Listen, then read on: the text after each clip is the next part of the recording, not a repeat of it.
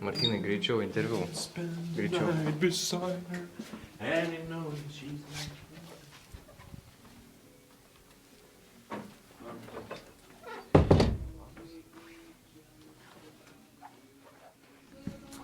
Sveikas, Šarai. Labą dieną. Taigi, Family Reunion. turėsime šiek tiek pokalbio ir norėčiau pradėti klausimų. Nuo ko pradėjai, kas buvo įkvėpėjai ir taip toliau? Aš pradėjau iš tikrųjų savo solo dar anksčiau. Ir aš turėjau bandą. Aš grojau pankroko grupėje. Jūsų žiniai. Ir mes visai nieko įdomių dalykų nuveikėm. To viso pankroko muzika ir visoks išsitaškymas, tai buvo man toks kaip valymas nuo kažko ir tai buvo. Ir paskui aš tiesiog leidau savo būti tokiu, kokiu esu ir tada nukritau nuo laiptų. Tada pradėjau klausyti Bobo Dylano įrašų ir kitų nuostabių dalykų. Tu prasme, pradėjai girdėti daugiau? Ne, tada pradėjau klausyti Pink Floydų. Aha. Paskui pradėjau klausyti Bobo Dylano įrašų. Kai jau atsibodo Pink Floydai. Kur pats pirmasis buvo tavo koncertas, individualios kūrybos pasirodymas? Jeigu pameni. Arba bent jau vienas iš pirmųjų. Reikėtų pagalvoti labai smarkiai, bet aš žinau, kad aš pradėjau rašyti savo visas tas šmutkės Londone. Ir tada buvau toksai kaip baltas lapas ir ką daryti, naujoj šaly, nieko nežinant, absoliučiai neturint žalio supratinimo, ką toliau daryti. Tada pradėjau kažką škrabaliuoti ant popieriaus, susipažinau su naujais žmonėm ir man labai įstrigo koncertas, aš grojau Londono universitete. Buvo tas Occupy London. Buvai pakviestas ar... Jo, aš gyvenau su tokiu biču iš Amerikonijos. Aha. Ir jį pakvietė ir jis sako, ten dar bus laisvos vietos pagroti, turi pagroti. Grojo Dohertis, jūsų žiniai, Baby Shambles. Ir ten buvo užimtas universitetas, studentų, jokių dėstytojų, nieko. Statulos apkarsliutos, visokiom nesąmonėm, girliandom ir taip toliau, sienos išpaišytos, studentai tūsinasi ir Occupy.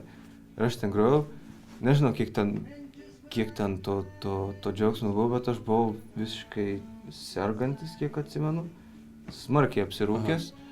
Ir dar sugebėjau ištuštinti pusę baro, kiek ten buvo. Tai mano buvo toks pirmas pasirodymas ir aš vis dar juo žaviuosi.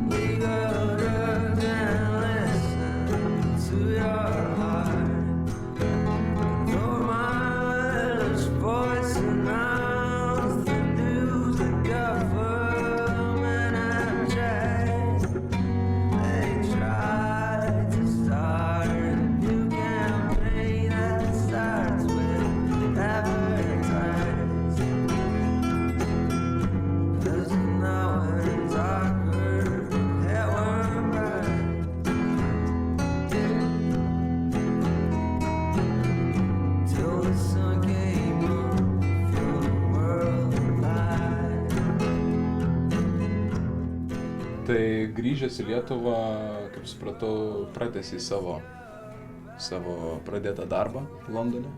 Ne, tai labai vilkosi ilgai ir aš grįžęs pagrodavau, bet man kažkaip nesišvietė visiškai tas reikalas su ta muzika ir taip atrodo, kuri kažką bandai, bet visą tai neturi nei pagrindo, kad bent jau jaustum pats pagrindą viduj, kad tu kažką iš tikrųjų darai, bet tu ir to nejauti. Bet per laiką tu išmoksti ir sužinai tai, kad tai niekada neturės pagrindo ir tai neturi, nėra tos šalies, į kurią tu atkeliauji ir pasiemi naujų dainų, žinai, jeigu tu žinotum tą šalį, tai galėtum ilgiau pagyventi. Galbūt kažkoks bus organizuojamas koncertas. Visų pirma, reikėtų gerai išsiblaivyti ir rašyti viską per vieną dieną ir tada kokį gerą koncertą padaryti. Tai ilgai neturėtų trukti, man atrodo, porą mėnesių. Taigi, Šarai. Si, senior. All yours. Turiu dar vieną klausimą. Čia vis dėlto būtų vėl grįžtant prie muzikos kūrimo ir prie pačios kūrybos, tai kokie būtų dabartiniai veiksniai, realybė, ta prasme, kurioje tu gyveni, kas įtakoja muziką, būtent tai, ką veiki, ką gyveni ir kur gyveni. Lana Del Rey.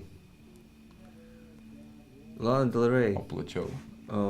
Plačiau, ką žinau.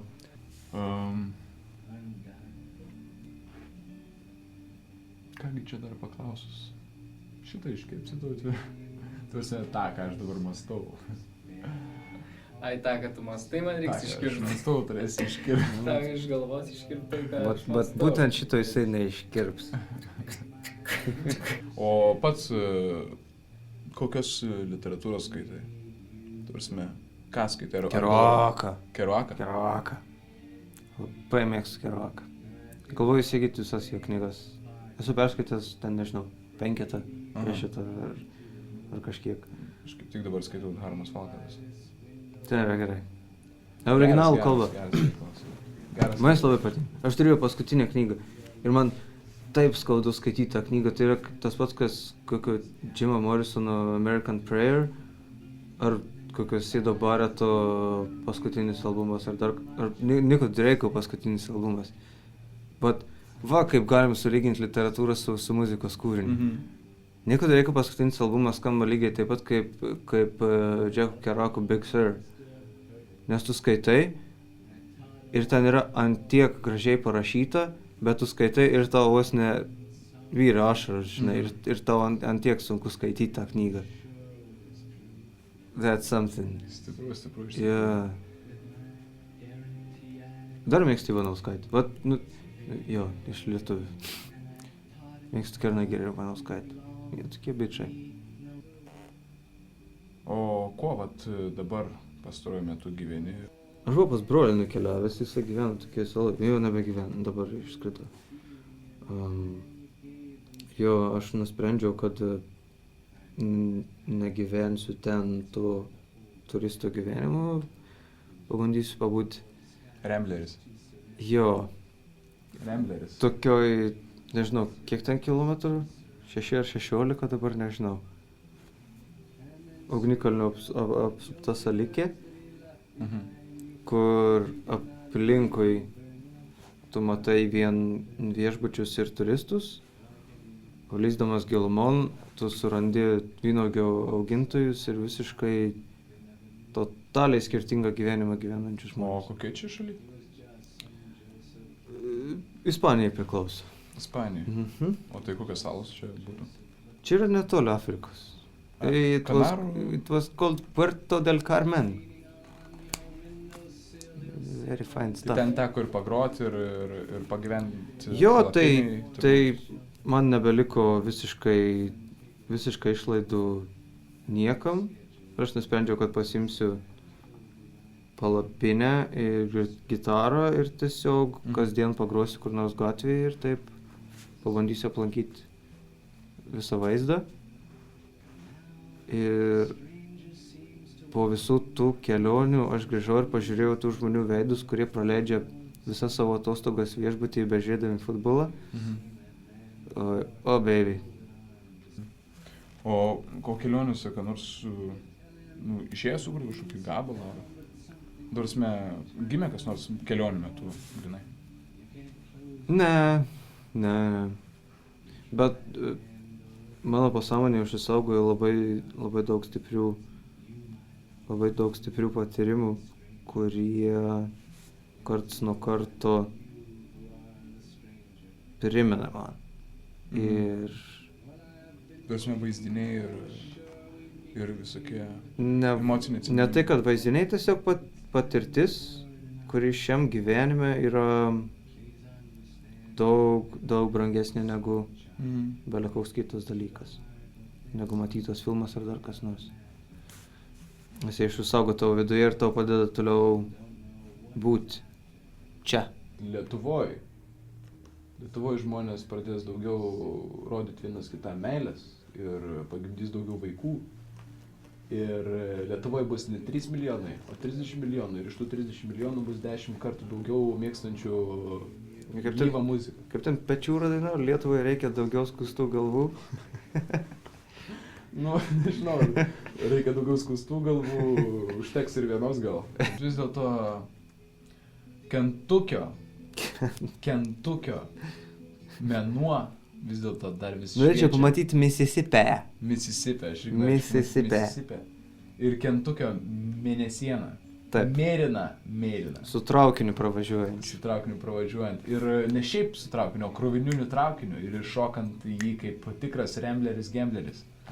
Bešvilpujant Elvio melodiją. Pašvilpujant ir užtraukiant seną gerą Bill Monroe gabalą Blue Moon of Kentucky. O gal mes ir užtrauksime jį? Kolega.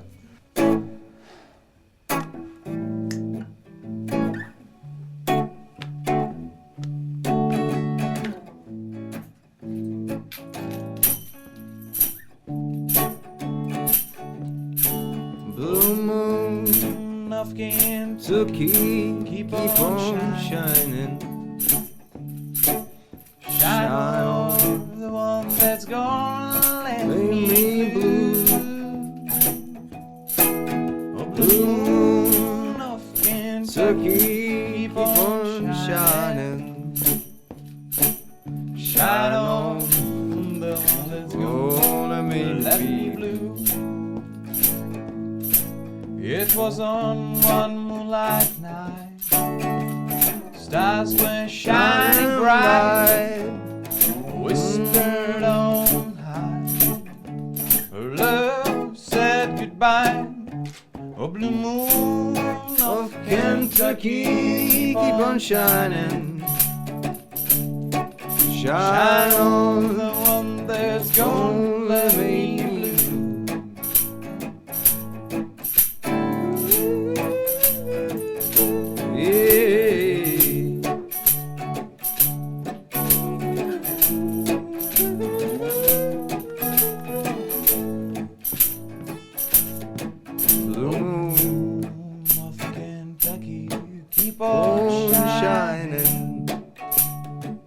Shine on the one that's gonna lay me blue.